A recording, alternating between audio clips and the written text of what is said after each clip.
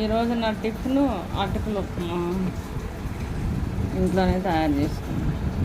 దోశలు, పానీపూరీలు,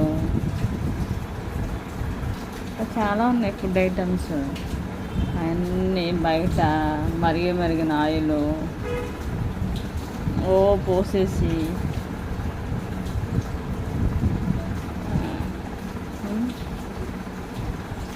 అది టేస్ట్ కోసం ఏవేవో వేస్తారు. అది కాదు, మనం ఇంట్లోనే ఈజీగా 1 కేజీ తెచ్చుకొని రోజు ఎలా తింటే కనుక ఆయిల్ తక్కువ అనమాట, లైట్గా 2 చుక్కలు ఆయిల్ వేసుకొని తాలింపు పెట్టుకొని తింటే కనుక వెయిట్ లాస్ అవుతారు. నేను వాడుతున్నా ప్రజెంట్.